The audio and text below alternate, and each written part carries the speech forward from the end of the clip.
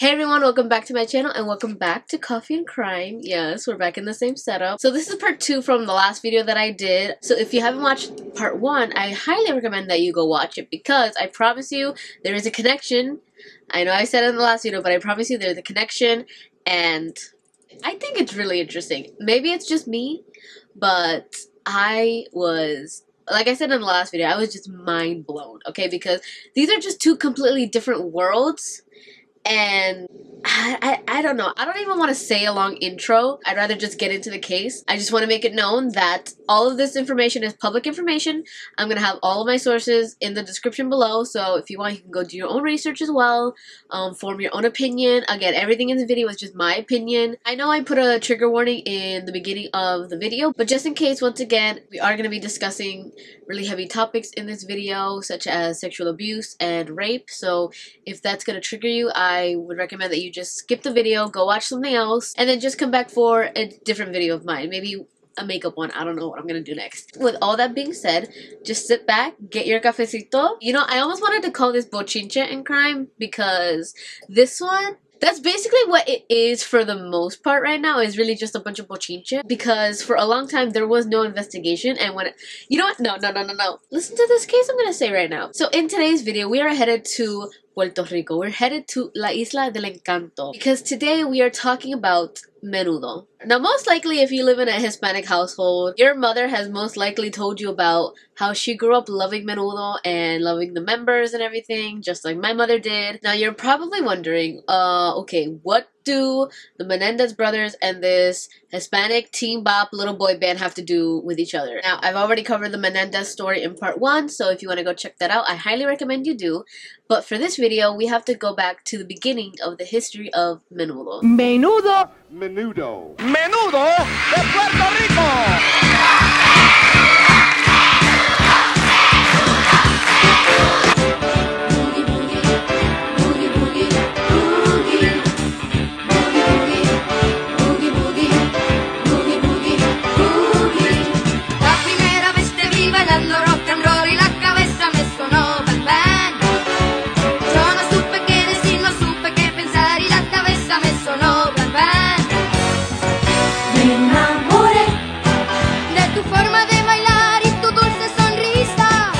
If you're not aware of the history of menudo, menudo was a very famous Puerto Rican boy band that was formed by Edgardo Diaz back in 1977. The whole idea of menudo was that it was 5 boys and that they would run between the ages of 8 or 9 to 15, and when they would turn 15, or right when they were about to turn 15, they would be cycled out. Now, although menudo had all these different members because they have a long history, there's really only a certain 5 that really stood out to people, and they are most notably known as the golden era of menudo. Now, the band's golden era members consisted of Ricky Melendez, Johnny Lozada, René Farrait, Miguel Cancel, Isabel Serbia. But there were also very well-established members who eventually went into the golden era lineup, such as Charlie Mazo, Rey Reyes, y Robbie Rosa. Now, the 5 boys that I mentioned in the beginning, they were what I consider, what's easy for me to understand is the second cycle, because they didn't all start out in menudo right away and then just gain all of this fame. So all the members came in, and then once these 5 boys were put together, that's when the band like really skyrocketed into its fame. Menudo sold over 20 million albums worldwide, making over $300 million, and with 20 years worth of the history in the band consisting of 32 members along that history, there's a lot to go through. So throughout the band's early stages, when they really started gaining that traction, the attention of the fans, everybody was crazy about menudo, okay? This was like, everybody wanted everything and anything that was menudo that they could get their hands on. Okay, I think the best way that I can describe is, you know how there was Beatlemania, how everybody wanted everything of the Beatles, they were going crazy over the Beatles, and it was Beatlemania. That's how it was said. So this was menuditis. So menudo, you know, this is just this Beatlemania, right? Menuditis. There was so much merchandise about them that it's been so funny, like, researching this with my mom, because obviously I've heard of menudo. I grew up with my mom telling me about the band and everything, and it's just been really, really fun watching her and watching how things used to be, like the popularity of the band, just how people were reacting, watching her get to like essentially like look back at her childhood and everything. I love the part in this documentary on HBO Max. It's called Menudo Forever Young. I'm gonna talk about it a little bit more later. It's been so much fun seeing like all the merchandise that they have. So all the posters. There were things that I never imagined as merchandise. And like, you know, there's like posters, there's notebooks, there's, you know, all the simple stuff like t-shirts. Yo, they had jeans. They had jeans with Menudo written on the pocket in the back. I don't think I've ever seen a band with that before. And you know what else they had that I didn't expect? Sorry, I'm looking at my monitor to make sure I'm still recording. Do you guys remember back in high school where you have to buy like the binder, not the binder, the book covers? Well, they had the paper book covers. And it had all, like you could get it with the members on it. And I'm like, wait, I've never seen that before. And my mom was like, ay, yo tenía uno de eso. And another thing that I actually found for her on eBay were these like trading cards of the band. These were like so cheap, by the way. I still have them in like the little packaging, but I bought these to surprise her and she was like, ay Dios mío, esto mismo era lo que yo tenía. You know, there were like keychains, there were lunch boxes with a thermos, just everything. I'm like, where is this level of merchandise in today's day? Like the bands that I have liked have not had merch even nearly to the level as this. I just think, you know, people need to step it up. I just thought this was cool, and I was like, well, I'm probably just gonna put these like away or maybe even like, I don't know, do something with them. But no, my mom actually wants them back. It's like, she's literally like, just use it for the video, but I want it back. I'm like, ah, bueno, okay. So many screaming fans, they wanted just to get even a glimpse of one of these boys, and it was crazy. Entramos al aeropuerto, entonces se colaron por las verjas, brincaron, la rompieron. Y debajo, la gente pasaba por debajo de los aviones y nosotros por la pista con el carro, hasta que nos llevaron hasta una base aérea allí. Y buscaron a los bomberos y le echaron con agua así a las muchachas. I don't think anybody expected the fame to go as far as it did. With the band having their innocent songs and dance moves, they slowly made their way across Latin America, into parts of Europe, and eventually into the United States. And that was a really big deal because, you know, they were really representing the island of Puerto Rico. Even during this time, we could travel freely between the island and to the US, but we were still only known as foreigners from an island. No one really cared about us. We weren't really seen as anything different. And things like West Side Story really didn't help the image of Puerto Ricans that people saw. You know, we were just known as like these loud gangbangers, really nothing good. So Menudo coming in and showing that we also are just normal people with dreams, that really made a difference in what people thought of Hispanics, and they really put a mark on history for us. Now, the creator of Menudo, Edgardo Diaz, really wanted to keep the image of this free-spirited, fun-loving boy band image to life, when in reality, it was basically the complete opposite behind the curtains. So who is Edgardo Diaz? Now, in my research, not much is known about his early life or much of his childhood at all, except for the fact that he was born in Panama City to Puerto Rican parents Nacho y Panchi, which is as Hispanic as it gets. He grew up in Miami, Florida, and eventually once he graduated high school, he moved to Spain, where he was going to go study to be a medical student. Now, in Spain at the time, there was a very popular band named La Pandilla. Now, in 1973, Edgardo somehow found his way over to them. I don't exactly remember how, but he became something similar to like a promoter of a band, and he actually ended up helping them gain more attraction. He spread the word about them. He made them a little bit more known in Puerto Rico, and their popularity grew. After this, once they saw how much he helped them gain like so much more attention and gain more fans, and the music was really selling, and not only just in Spain but Puerto Rico, like he really grew that bridge for them. They promoted him to manager, and you know, this was going well up until, you know, the members, they were in the similar ages of Menudo, so once they grew older, you know, their voices changed and they just weren't marketable anymore. So that is when Edgardo got the idea to create Menudo. As every band does when they're promoting an album or a song, you know, they go on tour, they go on radio shows, they go on talk shows, and they have to promote. Now, ever since the beginning, Edgardo Diaz would work these boys to the bone. You're in the business where you have to essentially perform as an adult because you now have this responsibility, but that's hard when you're 9, 10, 11 years old and needing breaks. Because these are still kids at the end of the day. Yes, they have these jobs, but they're not full-grown adults. They're literally children. Every day, all day, you know, dancing, rehearsing all the time. Multiple people from the documentaries that I have seen have said that if one of the boys, let's say, I don't know, made a mistake, like misstepped one of the dances or even forgot a lyric, he would really get angry at them behind the scenes. He would yell at the boys in front of everybody, just like complete humiliation. And a lot of people really didn't agree with that. Some members have even stated that Edgardo would get physical with them. One member named Roy Rosselló has said that Edgardo Diaz would pinch the back of his neck if he thought he wasn't smiling enough in front of the cameras. Similar to the last video, I have to like condense the story a little bit, so I can't go into like extreme details.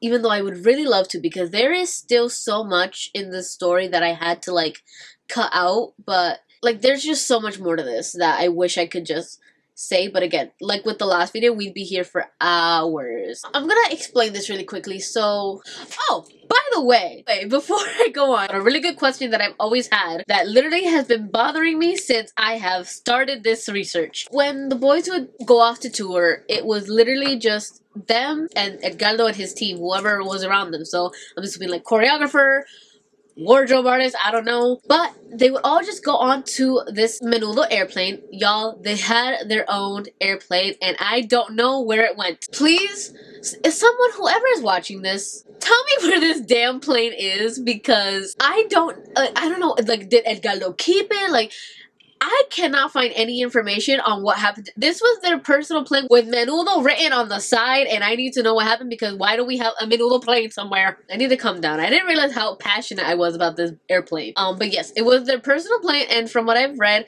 not a lot of people have their own personal planes. It's only very few people, and Menudo is one of them. But anyway, so it would just be the boys and their team. But the parents wouldn't really be allowed to travel with them because supposedly there wasn't a lot of money for all the parents to go. There was limited space in the plane, limited hotel rooms, just, you know, every excuse in the book that you could think of as to why the parents weren't allowed to go. Later on, you know, when more parents would like stand their ground and like say that they were going, they would see some of the treatment that the boys were receiving and they weren't happy about it. The father of Menudo member Rey Reyes, he was one of the prime examples that he never backed down to Edgardo Diaz. He would make sure that the boys took breaks, ate when they needed to eat, even got a chance to just be kids, which is what they were. So he would literally interrupt rehearsal and take the boys and take them out to, I don't know, go to the park, get some ice cream, just literally have fun, which is honestly, I think, one of the best things that I've heard that someone did for these boys, because like I said, they were children. It is really sweet, you know, finding out that he not only looked after his own son, but he really looked after all the other boys as well, as much as he could, you know. But unfortunately, and supposedly, allegedly, all the pushback that Edgardo Diaz got from Rey's dad is the rumor that got Rey kicked out of Menudo. And the story that they passed along was that his voice was changing, which not a lot of people bought. Because Charlie Masso was supposed to leave Menudo way before Rey, because he was older. So a lot of people were very confused over Rey's sudden leaving. A lot of this is actually set in the documentary on HBO Max. I think it has 4 or 5 episodes. It's really, really good, and I am seriously considering doing another like separate video, like not connected to this, but just a separate video going even deeper into Menudo, because there's just so much to say, and I can't fit it all into this video because it's, unfortunately, I hate to say it's not going to be relevant to what I'm trying to connect, but it's not, because it goes way beyond. Now, in May of this year, a documentary named Menendez Menudo, Boys Betrayed was released on Peacock. In this 3-part documentary, ex-Menudo member Roy Rosselló comes out with his experience of what he went through in Menudo. In 1983, that's when Roy Rosselló was put into the band, officially replacing member Miguel Cancel because he was cycling out at the time. In the documentary, Rosselló actually says that he never auditioned for Menudo. He was simply just chosen. At the time, he was enrolled in a music school, and apparently that school was very close to the Menudo merch shop that Edgardo owned called Badosa. He said that he was just walking by the store one day when he was just swarmed by like a bunch of girls, and that's when Edgardo's secretary came out and handed him an application saying that Edgardo saw what had happened and really wanted him to consider joining the band, or, you know, wanted him to join the band. Side note, by the way, were these girls even fans? Because I'm sorry, I find it hard to believe that you have posters of these 5 boys all over your wall, and you just don't realize that he's not one of them? After this, Diaz, really gets in contact with Roy and his family, and he's giving Roy all of the things that he wants to hear to pull him into the band. Fame, money, gets to travel, all the things that come with the price of fame. Diaz is around 33, 34 at this time, right? So somehow he goes to Roy's school, talks to the principal, and pulls him out of school that day. Which, it's crazy to me that he was actually able to do this because, first of all, that's how much people respected him, okay? Because he's the one that made this boy band that brought so much joy to Puerto Rico, and everybody just loved him because he was essentially a genius. And unfortunately he was, because he was able to put together such a well-designed, organized group. I just still don't understand how he had so much power over people that he was able to pull out a boy that wasn't even his. Ay, Puerto Rico lo hace mejor, de verdad. So he pulls Roy out of school, and he takes him to his house. And the 33, 34-year-old man takes him, and he allegedly, this is what Roy is saying, I have to say allegedly, this is where Diaz allegedly rapes 13-year-old Roy Rosselló in his house for the very first time. It was after this that Roy was put into the band, and I would highly recommend watching the documentary because he really goes into a lot for his reasons as to why he even continued to be in the band or why he even went forward with being in the band. He felt like he had a lot of responsibility to help his family, and unfortunately it fits the description in how Edgardo picked his victims, which is unfortunate and just disgusting. While Roy was in the band, he was clearly the favorite amongst all of them. To the other members, he had privileges compared to them, and what they didn't know was that he was being assaulted, being raped, allegedly, 2 to 3 times a week. He had to share a room with Edgardo because that's what Edgardo wanted. That's how it all played out. That's how he organized it all. Roy went on to say that being in Menudo was the worst time of his life. Roy also says that allegedly Edgardo's mother knew what was happening. Doña Panchi, she was aware of what was going on, and she did nothing to stop her son. So I finished my coffee, and I don't have any more.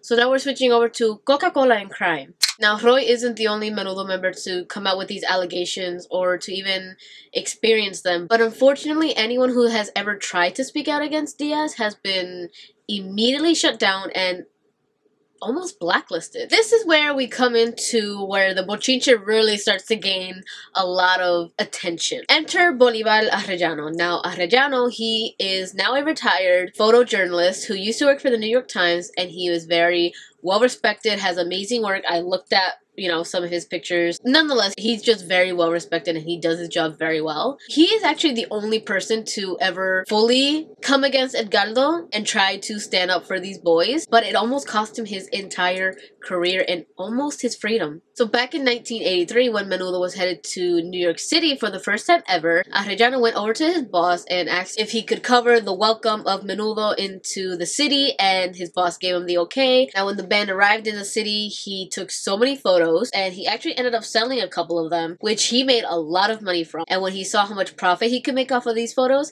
it actually gave him the idea to start a New York-based Menudo merchandise store and named it Menuditis. Now, he got in contact with Edgardo and he got permission for the license and opened the store. Now, this store was only supposed to be open for 3 to 5 months, but because everything had sold out so quickly, they actually kept it open for 9 years, and Bolivar actually had to consistently fly back and forth from New York to Puerto Rico to get more merchandise. He frequently toured with the band in order to take photos with them. He was always hanging out with the boys, taking their photos for posters to sell at the store, and he just ended up building really, really good relationships with each of the members, and they really liked him, and he looked after them as if they were his own son. Now, Bolivar himself was very, very critical of the treatment that the boys were receiving from Edgardo. Now, when he started to hear rumors about the alleged abuse that some of the boys were experiencing, he decided to investigate. While investigating, he interviewed 2 at the time, current members of Menudo and 2 ex-members of Menudo, and after doing a little bit more research, that's when he decided to go public with the accusation. On May 9th, 1991, that is when Bolivar Arellano, he went on the talk show Carmen Jovet, which, side note, Carmen Jovet, I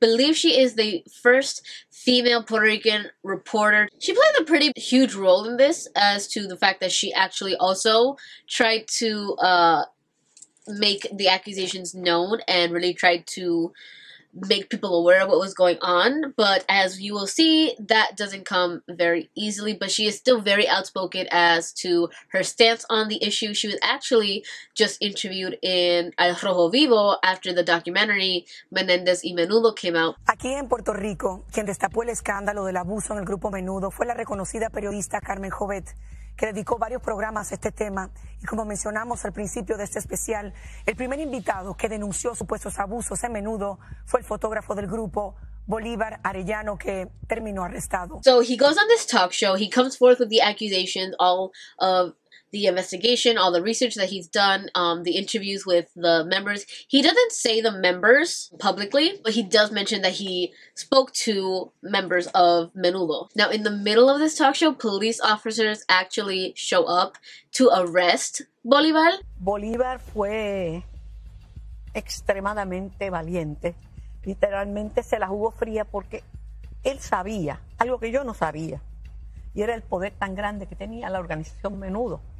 Cuando viene la policía sin orden de un juez y sin una orden de arresto, simplemente para intimidar y llena de estudio, era para que Bolívar supiera que estaba en peligro. Luckily for Bolivar, there were so many lawyers in the studio, in the audience that day, and they immediately went over and they were trying to figure out what was going on, because there were no official paperwork that they had to base this arrest off of, and they literally stood up for him, you know, asking why is he being arrested, like you can't arrest him on just a phone call. All Edgardo did was make a phone call and the police were right there at the studio. The amount of power that Edgardo Diaz had was utterly ridiculous. That's the thing, like, people actually let him have this power. So because there was no legitimate paperwork done, Bolivar wasn't arrested that day. Now, even though Bolivar wasn't arrested that day, he did have to go down to the police station where him and Edgardo were going to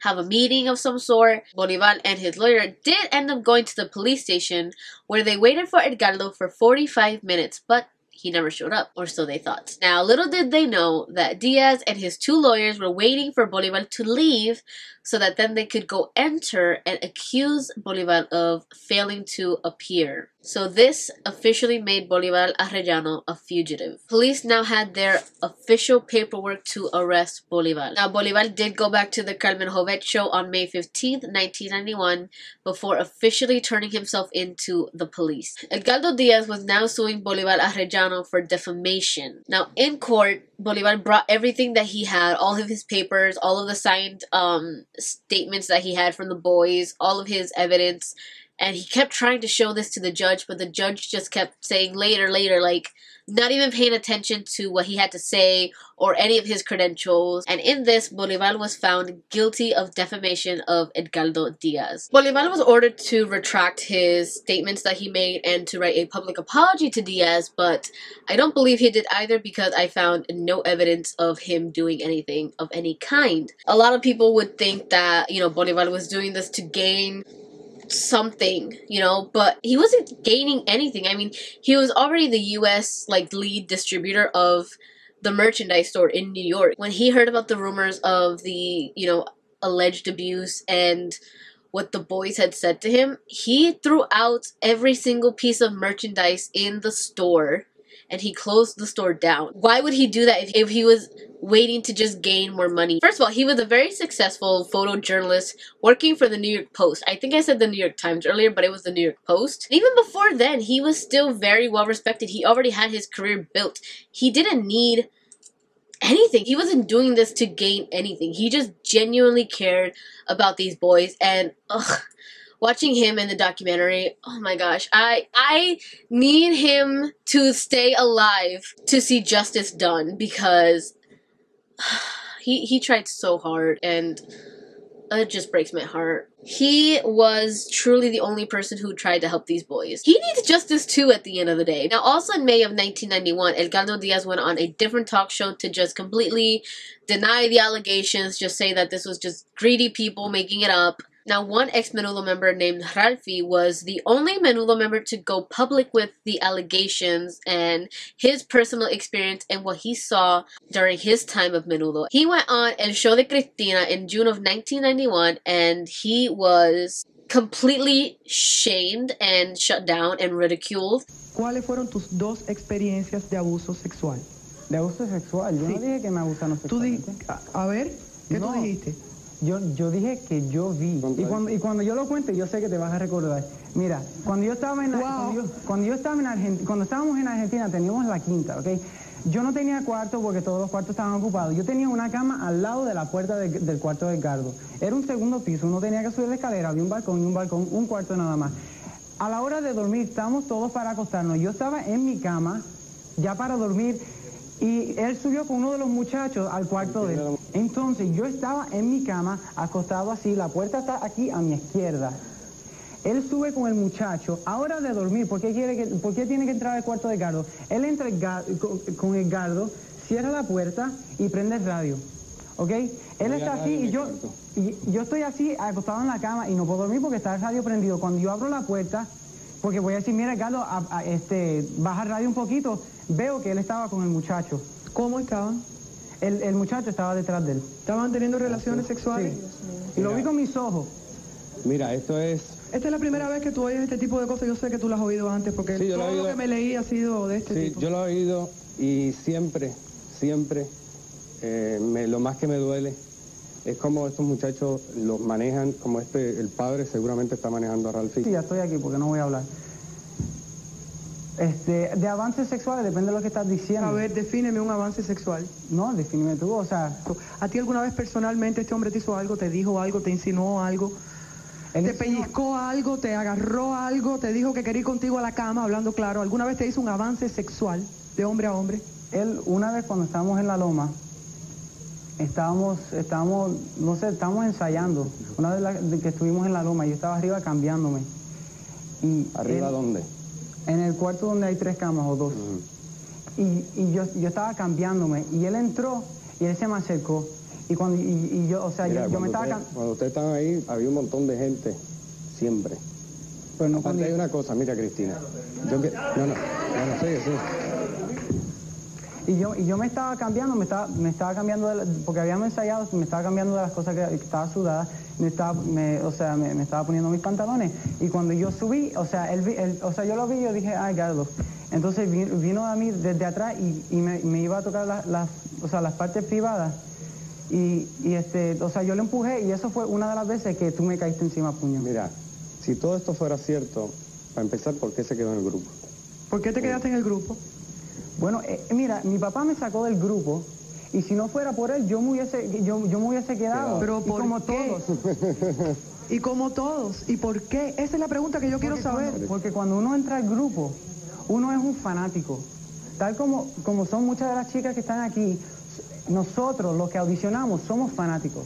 Nosotros nos enciegamos, y nosotros cantamos y tenemos chicas y tenemos dinero y tenemos todo lo que nos da Menudo. Somos personas a la cual la gente quiere. And Ralphie claimed that Edgardo would punch the members in order to get them in line, and Edgardo just passed it off as discipline because supposedly these boys were not disciplined by their parents enough, and he had to do what he could do to get them straight, which supposedly, allegedly, Cristina was there to help them, but at the end, she just ended up siding with Edgardo. Somehow, Edgardo Diaz was tight with all of the higher-ups in Puerto Rico, police officers, lawyers, journalists.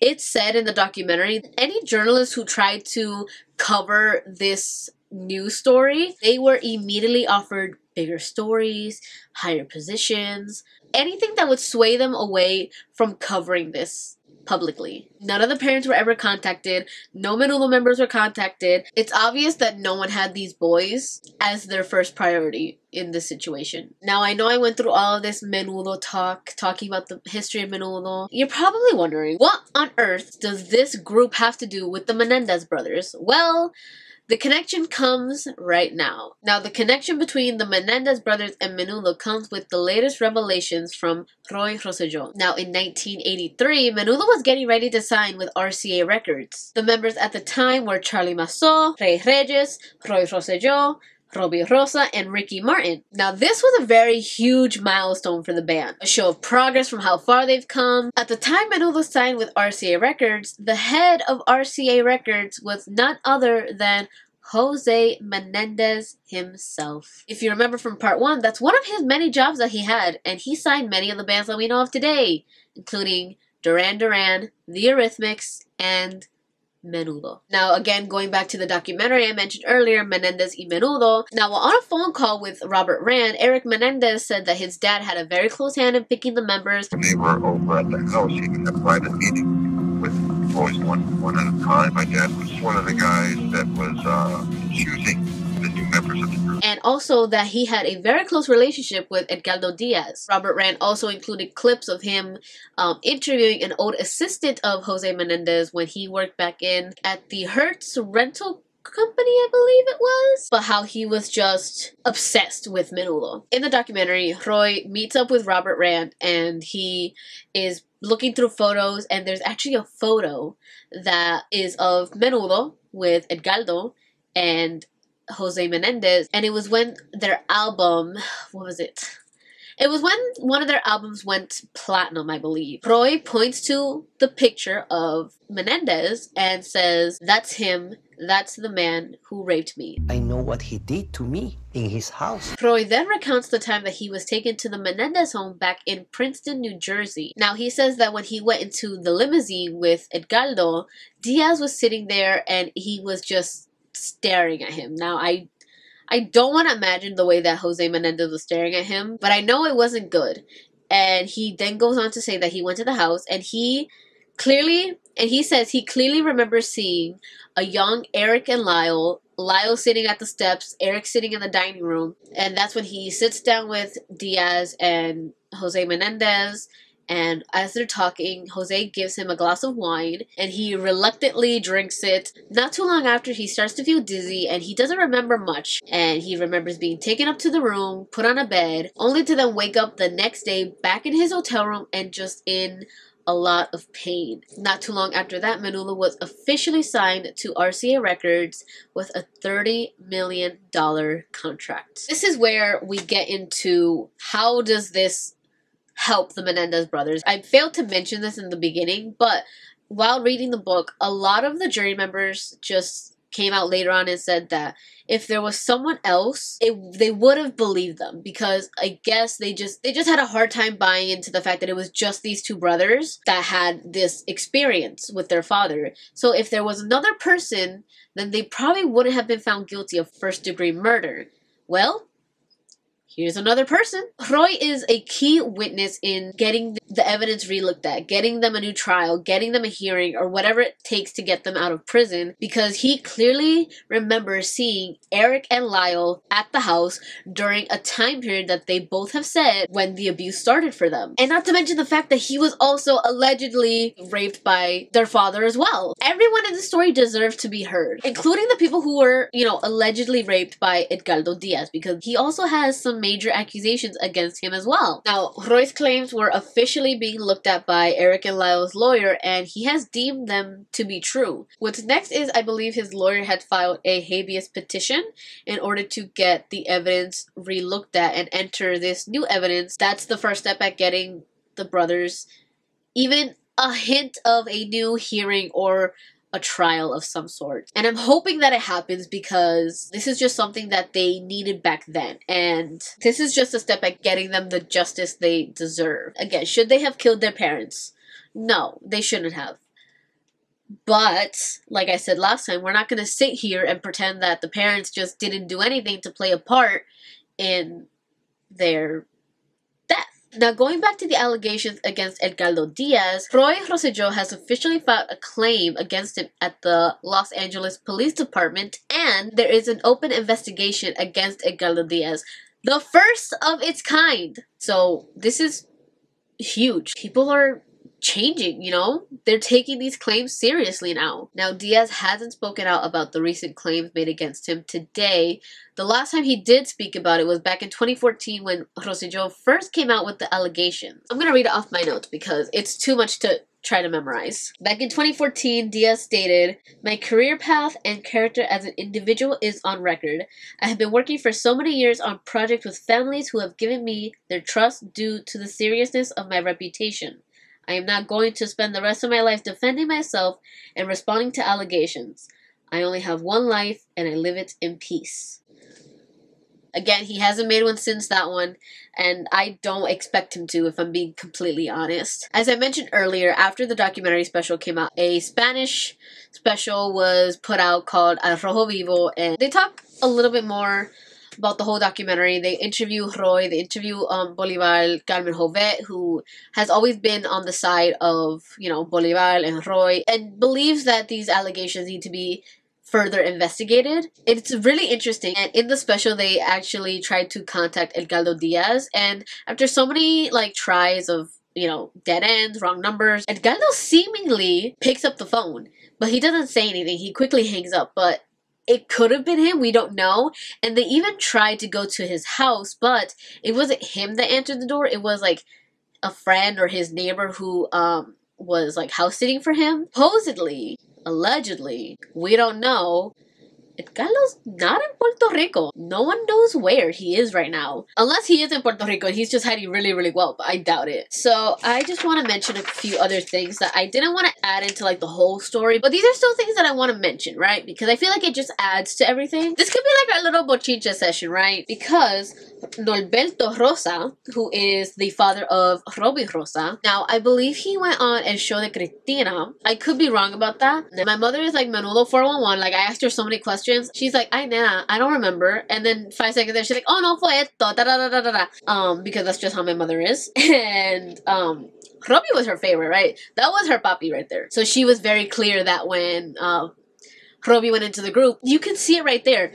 Robbie went into the group and he gave the band a few extra years of fame. He was like the Michael Jackson of Menudo at the time, because first of all, Michael Jackson was one of his influences, but he really brought like that cool like rock and roll and like the little dancing and like the English to the group, and he really helped the group expand. And reading this just really breaks my heart, because singing and performing, being a part of Menudo was his dream, and the fact that it wasn't like how he thought it was gonna be, and he's saying it, there are things happening that he didn't like. It's unfortunate because, you know, when you want to live out your dream, you want it to be perfect, and it sucks that it wasn't perfect for him. Now, another, he wasn't a member of Menudo. He almost got into Menudo, and it was former Los Chamos member Gabriel Fernandez who was accepted into Menudo once, and he talks about this. I'll put in the clip. Me vieron estos empresarios, estos dueños de la agrupación, el dueño, me pusieron el traje, me dijeron, "Oh, qué bien te ves", y lo otro, y ahí empezaron como ellos a cuchichear y a hablar, y tomaron la decisión de que yo fuera el próximo Menudo. Cuando estoy en Curazao comparto con todos los compañeros, tanto con Johnny, Miguel, Ricky, Xavier y René, y estábamos como en una cabaña. Aquí empieza todo en que me tienen que separar de la cabaña. O sea, tú tenías que dormir en una cama con Edgardo Díaz mientras que las otras... Alarmas, algo estaba sucediendo en mí. Llegamos a la habitación, un poco incómodo me sentía, llegamos supuestamente a descansar. Lo que me sacó del lugar fue que cuando yo me recuesto, yo digo, ok, voy a tratar de dormir. Lo que me sacó de onda, lo que estaba fuera de lugar, es que esta persona me empezó a hablar de que estaba falto de cariño, de que su abuelita o sus padres no le dieron cariño y que él necesitaba cariño, que era una persona que como dándome a entender de que él estaba necesitado de cariño y como buscando que Ahí se me despertaron todas las alarmas y entré como en terror. He also made similar allegations back in 2021 about Diaz. And I'm going to end it on this because there's a little bit more I want to say about this before I get into my final thought. On November 20th, 2014, Golden Era member René, remember him? He told the Telemundo show Suelta la Sopa, unfortunately, there are many people in the communications world that really know what happened in Menudo and are playing stupid. When asked about the abuse allegations against Diaz, he says he, Diaz, knows perfectly what happened there. So, see, that looks so much better. Okay, the frame is gonna be... You guys don't care. So, final thoughts. As if I haven't been giving my thoughts the entire video. So, obviously... Right, I gotta represent. Because last week we had Free the Menendez brothers, now we need justice for Menudo. Because, listen, this, I don't understand how people, we truly live in a fallen world. Because I don't understand how people could just not protect these boys. The more I think about it, the more I find it fascinating, and not in a good way, that people let this happen. There were people who knew perfectly well what was going on and they did nothing to stop it. Didn't you say anything before? And he answered all of that, and I think, first of all, it's not easy when you've been through a traumatic experience to just talk about it easily. You know, everyone's different. Some people can talk about it right away. Some people, it takes them years. Some people never talk about it. And I don't think we should be judging people on when they feel comfortable or safe to divulge a traumatic experience that they've been through. I think it's really great how he's doing this now in order to try and help the Menendez brothers. I think it's opening people's eyes as to men can be victims, like this happens to everyone, and how we shouldn't just turn a blind eye when we see something weird. Everybody in this scenario deserves justice one way or another. Like Bolivar, he fought for these boys.